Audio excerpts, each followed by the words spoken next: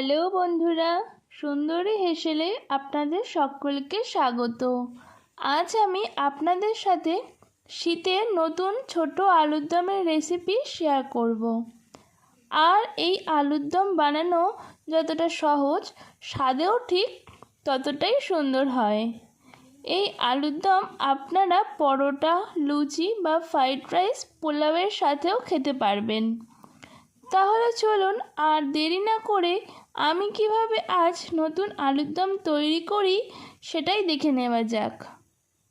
আলুর দম বানানোর জন্য সবার প্রথমে আমি এখানে শীতের নতুন আলুকে কেটে ধুয়ে পরিষ্কার করে নিয়েছি। গ্যাসের ফ্লেমটা অন করে একটা কড়াই দিয়েছি আর কড়াইয়ের মধ্যে পরিমাণ মতো সাদা তেল দিয়েছি। তেলটা ভালো মতো গরম হয়ে আসলে আমি এখানে সবকটা আলুকে দিয়ে দিলাম। এরপর তেলের সাথে আলুটাকে খুব ভালোভাবে নাড়াচাড়া করে নিচ্ছি। এরপর আমি এর মধ্যে দিয়ে দিলাম 1 চা চামচ পরিমাণে লবণ। আপনারা আপনাদের স্বাদ মতো লবণটা দেবেন। আর দিচ্ছি 1 চামচ পরিমাণে হলুদের গুঁড়ো আর 1 চা চামচ পরিমাণে কাশ্মীরি লাল লঙ্কার গুঁড়ো। এখানে আমি কাশ্মীরি লাল লঙ্কার গুঁড়োটা খুব সুন্দর আলুতে একটা কালার আসবে বলেই ইউজ করেছি। আপনারা চাইলে দিতেও পারেন, আবার নাও দিতে পারেন। সব কিছু উপকরণ দেওয়া হয়ে গেলে তেলের মধ্যে নাড়াচাড়া করে আলুটাকে আমি ভালো মতো ভেজে নেব। আলুটাকে গোল্ডেন ব্রাউন করে কিন্তু ভালোভাবে ভেজে নিতে হবে। আমার আলুটা ভাজতে প্রায় সময় লেগেছে 10 মিনিটের মতো। এই সময় গ্যাসের ফ্লেমটা হাই রেখেই আলুগুলোকে কিন্তু ভাজতে হবে। দেখুন আমার আলুগুলো কিন্তু 2 পিঠ গোল্ডেন ব্রাউন করে ভাজা কমপ্লিট হয়ে গেছে। এরপর আমি কড়া থেকে আলুগুলোকে একটু ছান্তার সাহায্যে তুলে একটি বোলের মধ্যে রেখে দিচ্ছি। আমার সবকটা আলু ভেজে তুলে নেওয়া হয়ে গেছে। এরপর ওই আলু ভাজার কড়াইয়ের তেলের মধ্যেই আমি দিয়ে দিচ্ছি পেঁয়াজ কুচি। এখানে আমি মিডিয়াম সাইজের 2টো পেঁয়াজকে মিহি করে কুচিয়ে নিয়েছি। এরপর আমি পেঁয়াজটাকে তেলের মধ্যে হালকা একটু নাড়াচাড়া করে নিচ্ছি। আমি এখানে পেঁয়াজ কুচি দিয়েছি, আপনারা চাইলে পেঁয়াজ বাটাও ইউজ করতে পারেন, যেটা আপনাদের ইচ্ছা। পেঁয়াজটাকে আমি ভালোভাবে কড়ার মধ্যে নাড়িয়ে চাড়িয়ে নিয়েছি। এরপর আমি এর মধ্যে দিয়ে দিচ্ছি স্বাদ মতো লবণ। লবণটাকে দিলাম এই কারণে পেঁয়াজটা খুব তাড়াতাড়ি কিন্তু কুক হয়ে যাবে। লবণটা দিয়ে পেঁয়াজটাকে আবারও খুব ভালোভাবে তেলের সাথে নাড়াচাড়া করে ভেজে নেব। পেঁয়াজটা গোল্ডেন ব্রাউন করে ভাজা হয়ে এসেছে। এরপর আমি এর মধ্যে দিয়ে দিলাম 1 টেবিল চামচ পরিমাণে আদা আর রসুন বাটা। আদা আর রসুন বাটাটাকেও খুব ভালোভাবে আমি ভেজে নিচ্ছি। খুব ভালোভাবে কিন্তু আদা রসুন বাটাটাকে ভাজতে হবে, ততক্ষণ না আদা রসুন বাটা থেকে একটা কাঁচা গন্ধ চলে যায়।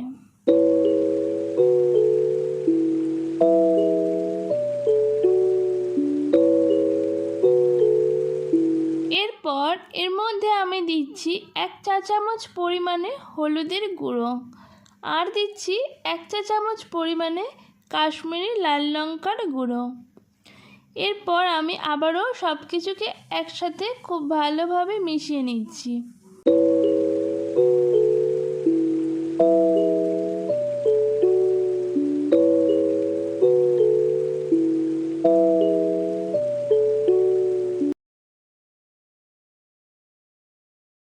এরপর এর মধ্যে আমি অ্যাড করছি টমেটো বাটা। এখানে আমি মিডিয়াম সাইজের 2টো টমেটোকে বেটে নিয়েছি। টমেটো বাটাটা কড়াতে দিয়ে সব কিছুকে আবারও খুব ভালোভাবে নাড়িয়ে চাড়িয়ে কষাতে হবে। এখানে আমি টমেটো বাটা ইউজ করেছি, আপনারা চাইলে কিন্তু টমেটো কুচিও দিতে পারেন, তবে বাটাটা দিলে কিন্তু খুব ভালো লাগে গ্রেভিটা। এরপর আমি এর মধ্যে দিয়ে দিচ্ছি 1 চা চামচ পরিমাণে গরম মশলা গুঁড়ো। গরম মশলা গুঁড়োটা দেওয়া হয়ে গেলে সব কিছুকে আবারও খুব ভালোভাবে কষাতে হবে। দেখুন আমার মশলা থেকে কিন্তু খুব সুন্দর একটা তেল ছেড়ে দিয়েছে। ঠিক এই পর্যায়ে আমি এর মধ্যে কিছুটা পরিমাণে জল দেব। এখানে আমি হাফ কাপ পরিমাণ জল দিয়েছি। এতে করে মশলাটাও পুড়ে যাবে না আর কষাতেও কিন্তু সুবিধা হবে। এই সময় অল্প করে একটু জল দিয়ে মশলাটাকে খুব ভালোভাবে নাড়িয়ে চাড়িয়ে কষাতে হবে।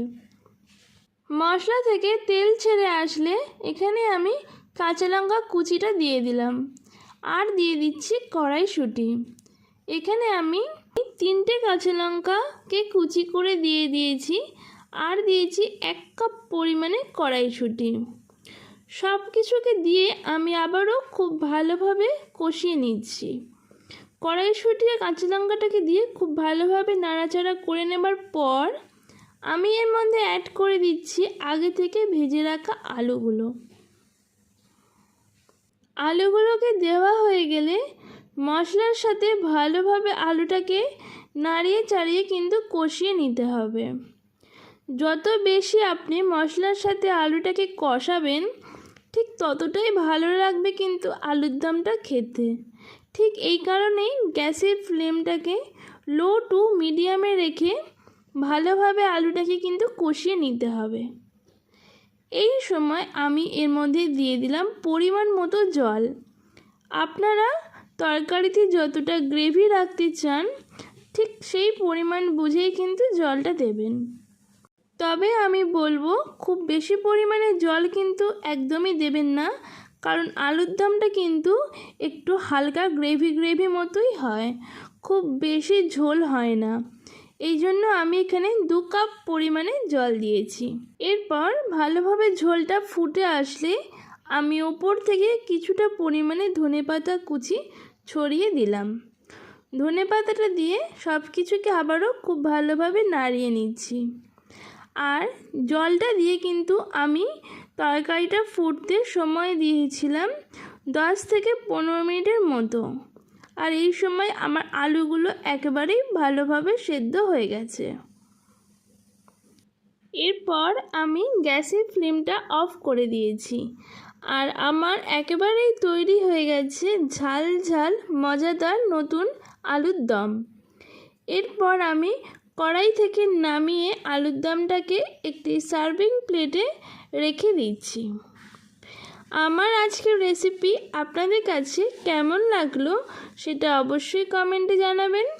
যদি ভালো লেগে থাকে তাহলে অবশ্যই একটা লাইক করবেন আর বন্ধুদের সাথে শেয়ার করবেন।